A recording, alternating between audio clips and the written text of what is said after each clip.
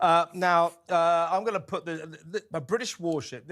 You heard it here first. This is going to be a massive story in the coming days and weeks. A British warship, the HMS Diamond, and American warships launched a coordinated blitz after Houthi rebels launched their biggest attack on one of the world's busiest shipping lanes last night.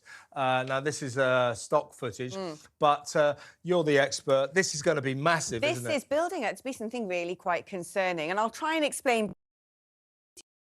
By Iran, they're stirring the pot in the Middle East because they want to cause as much unrest as possible. And largely the anti-Western axis, which consists of Iran, China, Russia, and a little bit of South Africa when they want to join in the fray, want to control maritime routes this winter. Why do they want to do this? Well, 80% of stuff that moves around the world moves around on the high seas. That includes your liquefied natural gas from Qatar, which we're going to need to bring over to Britain if we're going to keep the lights on this winter and keep Mrs. Miggins from dying in her home.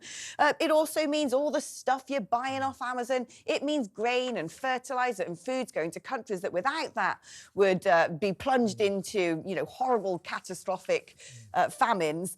So this is a very sort of really cynical way, essentially, of having your hand on the tiller of controlling the world's economy and the world's safety and security. Yeah, so you've got... And these Houthi rebels, these aren't Somali pirates just, you know, trying to nick a bit of cash here and there. This is a They're a sophisticated military force, a terrorist force, of course, and this has been building up for some time. Essentially, if you block the Suez Canal, which is what the Houthi rebels are trying to do by making it dangerous and impossible for cargo ships to go through that canal and then the Red Sea, then all these ships have to go all the way around the south of Africa, the Cape of Good, what's it called? Cape of Good Hope, isn't it? Yeah, well, and like I said, that will add to you, and that will add to your shopping bills astronomical amounts.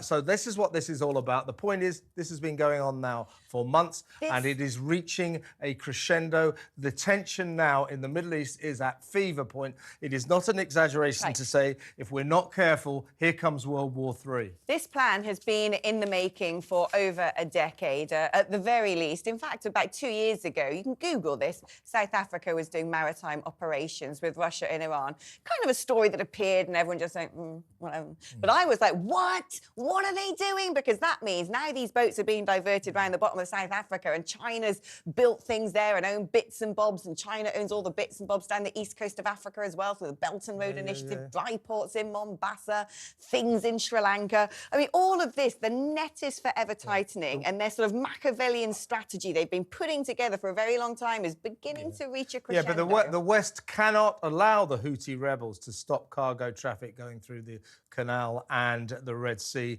And as the Defence Secretary Grant Shapps said yesterday, deploying Sea Viper missiles and guns, HMS Diamond destroyed multiple attack drones heading for her and commercial ship. The UK, alongside allies, have previously made clear that these illegal attacks are completely unacceptable, and if continued, the Houthis will bear the consequences. This is the next big story. Remember, we used to shrug our shoulders about Hamas and Israel and Gaza. Then suddenly... And also follow the money. Who's making the drones and selling weapons to who?